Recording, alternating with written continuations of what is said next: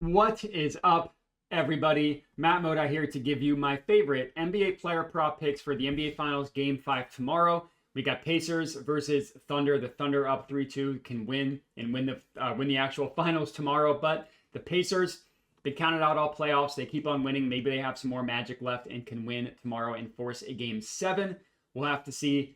Haliburton injured, all that stuff kind of sucks. But I'm going to have two, kind of three, depending on how you want to look at it, player props for you guys to lock in for this game tomorrow. One full unit McSlam that we're playing. And then I'm doing a ladder climb as well. So we'll talk about that. But before we do, let's talk about how game 5 went, which was frustrating. Isaiah Joe. So my thought was that the Thunder were going to need to improve the Thunder in an attempt to improve their three-point shooting. I'm going to play Isaiah Joe more minutes, give him a green light to shoot. Guess what? Not only was I wrong about that, but I was so wrong that he didn't play, which means we got that bet refunded. It was honestly just dumb luck that didn't go down as a loss, so we just got that one refunded. Miles Turner, unfortunately, did not come through for us. Now, that one was frustrating because he actually played well. Miles Turner was terrible in games 3 and 4, or was it games 3 and 4. He played better in game 5, but he barely played in the fourth quarter. So that one also went down, that one went down as a loss. So yesterday, or excuse me, I guess I should say game 5, that was game 5. I was down a unit. That's what ended up happening in game 5. It's still been a good NBA Finals. We are up in the NBA Finals. We are up a little bit less than a unit, so not amazing, but we will take a NBA Finals in which we are in the profit. And the month of May has generally gone pretty well for us. We are up about 8 units since the month of May started for these NBA playoffs. I've talked about it a ton in these videos, so I don't need to get too much into it, but I played the beginning of the playoffs pretty light, which is why you see not a pick in every single game. Started playing things more consistently in the conference finals, and that's where things started to go well, up 5.6 units in that stretch. So all in all, it's been a very good playoffs that I'm happy with. On the entire season, so regular season plus playoffs, we're up 32 units. So not bad, not nearly as good as last year, but still not bad. Up 32 units over the course of an NBA season is generally pretty good. Up a little bit less than 6% ROI on the entire season as well.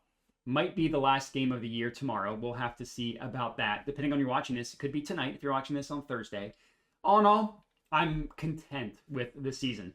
But let's talk about game 6. So obviously the big news here is that Tyrese Haliburton is injured. He took 6 shots. I don't think he made a single shot. Yeah, he went 0 of 4 from the field, 0 of 6 from the field, 0 of 4 from deep in game 5. Missed. He went back to the locker room, got some treatment on his calf, played the second half, didn't play well. As you can see, his over-under went all the way down to 13.5. Now, I have no idea. I think he's listed technically as a game-time decision.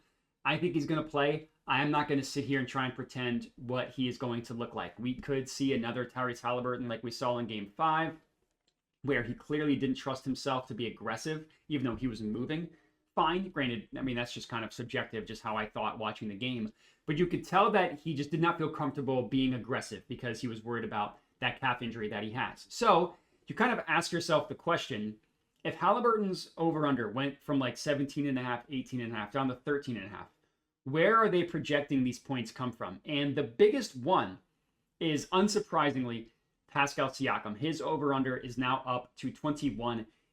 And he's had a good finals, but he's only hit this over in one of the 5 games, which was last game when he took 15 shots, got to the line 8 times, and went 3 of 6 from deep. He was good in game 5, but he was good in games 4 and in game 3 and scored 21 and 20 points. He'll consistently get you 15 to 20 points.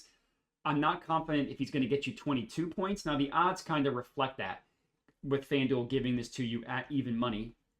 But Turner, his point prop stayed the same. 13.5 is what it's been mostly this series. Aaron Nesmith has hovered between 9.5 and 10.5, 11.5. His over-under isn't really increasing by that much. The guy that I settled on, and this is my official play, my ladder climb, is Bennedict Mathurin. I took him 15 plus points, which you can get at plus 250 odds at BetMGM. I put a half unit on that, and I took him 20 plus points all the way up at plus 900 odds at BetMGM, and I put a quarter unit on that. So I'm risking in total 0.75 units on Bennedict Mathurin in form of a ladder climb. Now, I debated, do I just take the main line, put a full unit McSlam on that bad boy? But, you know, Bennedict Mathurin's the kind of guy where he could give you 27 and he could give you what he scored in this game. He could give you 5. That's kind of the range of outcomes with Bennedict Mathurin. So I didn't feel comfortable putting the full unit McSlam and then laddering it on top of that. So we're going a little bit riskier, but we're playing it lighter. That's kind of the push and pull that you have to have when you're debating how you want to play things. Now, the thing with Bennedict Mathurin is, you know, in the universe where Tyrese Haliburton is banged up, you got to ask yourself, like I talked about at the beginning, where are the points coming from? And they're not really impacting the odds in the line on Bennedict Mathurin, who I actually like the best, has the best chance to have their scoring increase with a banged up Tyrese Haliburton. Bennedict Mathurin is really the only guy outside of Pascal Siakam who you can kind of call, quote unquote, a bucket getter. Some guy you could just give the ball to and say, hey, we need you to drive. We need you to do something. Just go get a bucket. Now, he'll have games, like I said, he'll go 9 of 12 from the field. He'll get to the line 8 times, 2 of 3 from deep. He'll get you 27.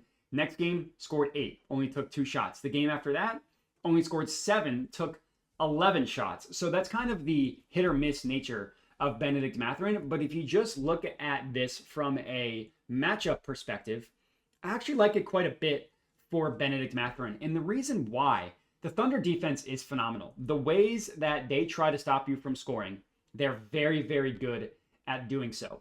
But what that does mean is that the secondary scorer will have some success against the Thunder. Now, it hasn't really been a Nembhard series. As you can see, he's only hit his point prop in one of these 5 games, and that was game 1 where he scored 14 points. But you go back to the regular season, so we're taking out these 5 games from Andrew Nembhard. Look at how well these kind of secondary guard slashers, look how well they had success against the Thunder. That was Austin Reeves, hit his point prop twice. That was Nembhard in the regular season, hit his point prop over. Shaedon Sharpe went under, scored 19, over-under was 21.5. But then Karis LeVert, Bradley Beal, Spencer Dinwiddie, Colin Sexton, Spencer Dinwiddie, Karis LeVert, kind of the same pool of guys. These kind of get the ball, give you a bucket kind of guys.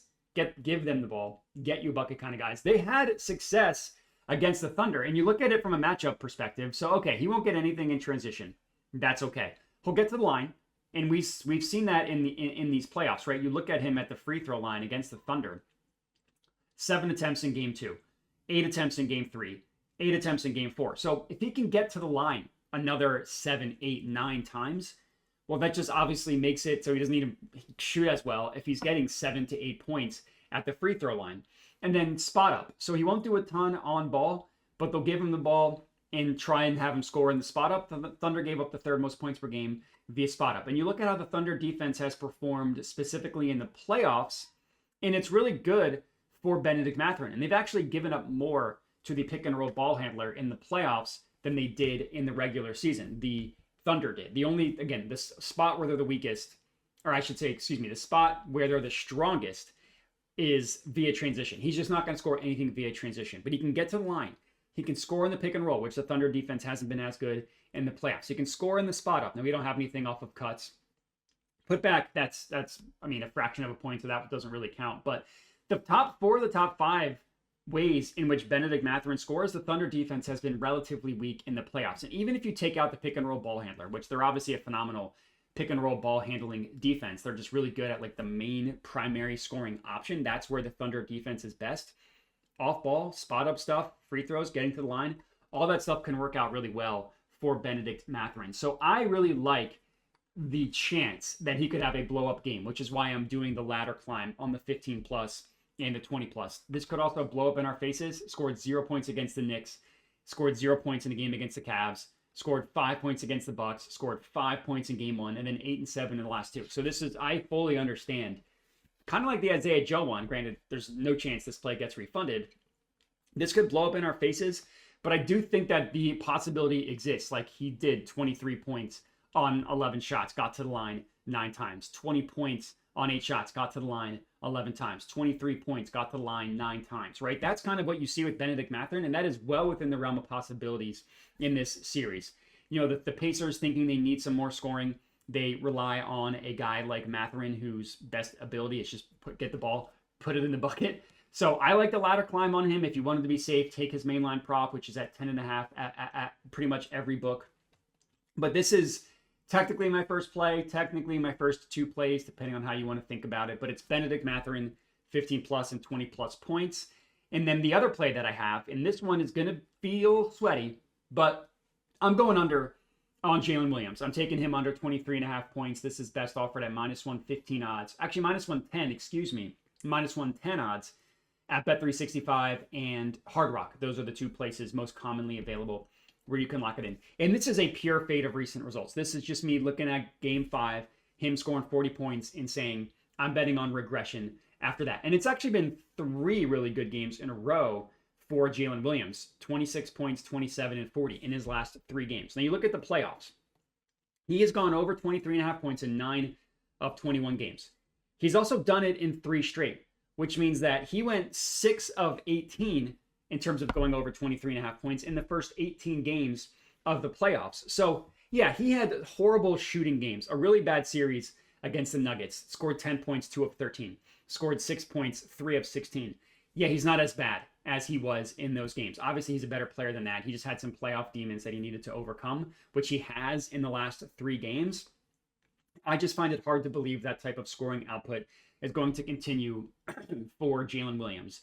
You know, the Pacers just watched him put up 40 points on them, and they're going to play him a little bit differently. Now, the problem is, and the reason why the Thunder are so good is because, okay, how do you play things differently? The Pacers are doing everything in their power to just not let themselves get cooked by Shea, which is why you see his point prop go from 34.5 down to 33.5, and which is why I see his first quarter point prop, which was like 10 points, go down to 6.5. Now, they're not playing him as much in the first quarter as well. That obviously has a ton to do with it. But the Pacers defense is just trying to do everything they can to not let themselves get cooked by Shea, which is kind of different than how the Pacers generally play defense. And guess who's been cooking him? It's Jaylen Williams. But the Pacers defense has been very good overall in these finals, right? Even the game the Thunder won in game 4, it was SGA just creating magic out of nothing. When the Thunder offense looked like they were kind of stuck in mud for a lot of that game. Game 4, the Pacers, if they lose this series, that's going to come back to haunt them. But I just look at Jaylen Williams, like his last game, 14 of 25 from the field, 3 of 5 from deep, 9 of 12 at the line. Now, if he gets to the line another 12 times and he shoots another 25 shots, this will be a bad bet, regardless of if we get lucky and he doesn't score 25 points. If he puts up the same type of volume that he did in game 5, this will be a bad bet, 100%. But I just see him score 40 points, and I want to fade that, right? I'm expecting regression from usage rate, from shooting splits, from all of the above for Jaylen Williams. So it's going to be a little bit scary with that, but that's where I'm going with this. That is my second or third and final official play for this game. So the 2/3 plays that I'm locking in here, it's the under on Jaylen Williams, under 23.5 points, -110 odds at Bet365. And then it's the ladder climb on Bennedict Mathurin, 15 plus points, 20 plus points for Bennedict Mathurin, risking a total of 0.75 units on that bad boy. And that's all we got. I appreciate everybody for watching. If this is the last game, it's been a very fun season. Make sure to like the video, comment, subscribe. Make sure to also bet responsibly, and have a good one.